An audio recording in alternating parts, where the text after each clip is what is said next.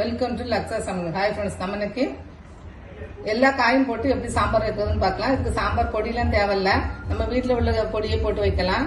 இப்போ அதுக்கு நான் ஒரு 100 கிராம் பருப்பு எடுத்து எதுவுமே சேர்க்காம அப்படியே நான் வேக வச்சு வச்சிருக்கேன். 2 விசில் தான் போட்டு வச்சிருக்கேன். ஏன்னா நம்ம காயெல்லாம் போட்டு திரும்பவும் போட போறோம் குக்கர்ல.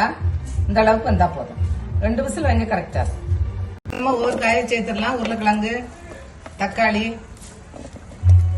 கேரட்டு, சாம்பார் வெங்காயம், முருங்கைக்காய், புடலங்காய், கத்தரிக்காய், வெள்ளரிக்காய், எல்லா காயுமே நம்ம ஒன்னா சேர்த்துடலாம்.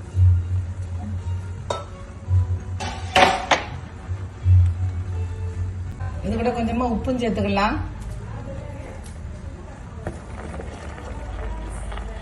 தேவையான அளவுக்கு தண்ணி ஊற்றிக்கலாம். கொஞ்சம் மூழ்கிற அளவுக்கு ஊற்றிக்கலாம்.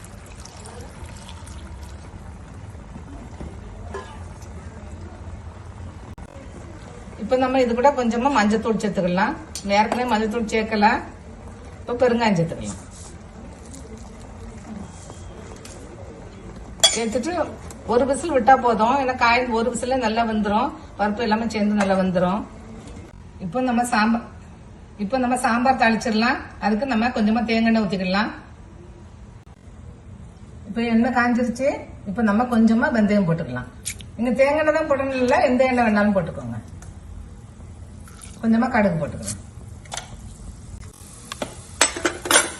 கடுகு நல்லா பொரிஞ்சிருச்சு. இப்ப நம்ம கொஞ்சமா சாம்பார் வெங்காயம் ஒரு 5 போட்டா போதும். 2 காஞ்ச மிளகா போட்டுக்கணும்.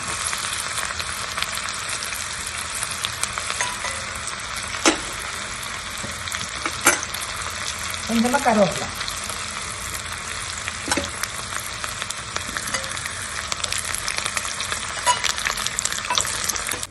கொஞ்சமா மிளகாத்தூள் எடுத்துக்கலாம். நம்ம சாம்பாருக்கு எவ்வளவு காரம் தேவையோ அந்த அளவுக்கு மிளகாத்தூள் எடுத்துக்கலாம்.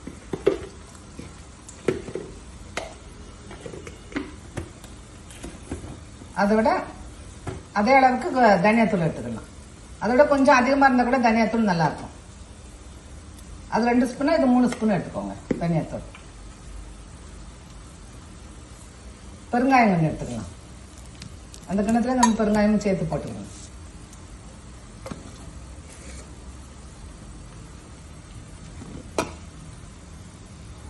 அதுல நம்ம கொஞ்சம் மஞ்சத்தூள் சேர்த்துக்கலாம்.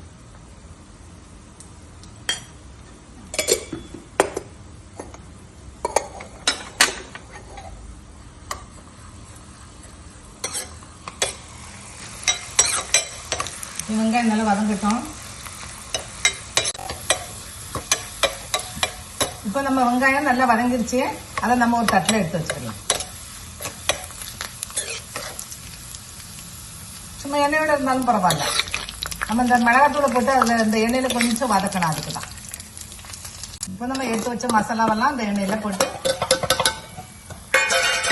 1 செகண்ட் போட்டுட்டு நம்ம ஆஃப் பண்ணிடலாம். இல்லாட்டி ரொம்ப கரிஞ்சு போயிடும். கொஞ்சம் நேரம் ஒரு 2-3 செகண்ட் வதக்குங்க, அவ்வளவுதான். அந்த வாசனை வரும், அந்த டைம் வரைக்கும் வதக்குங்க. இப்ப நம்ம சாம்பார் காயெல்லாம் நல்லா வந்துருச்சு. இப்ப நம்ம இந்த வதக்க தூளை அதுல சேர்த்துக்கலாம்.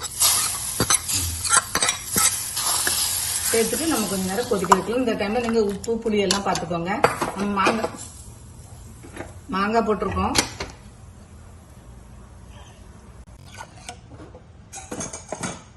இப்ப சாம்பார் நல்லா கொதிக்கட்டும். அப்புறமா நம்ம அந்த தாளிச்சு வச்சதை அதுல சேர்த்துடலாம்.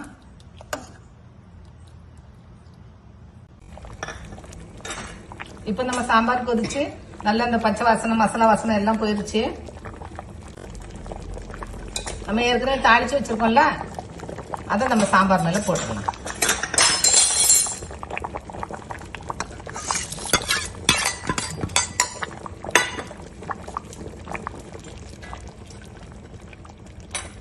போட்டு நம்ம கொத்தமல்லியும் போட்டுடலாம்.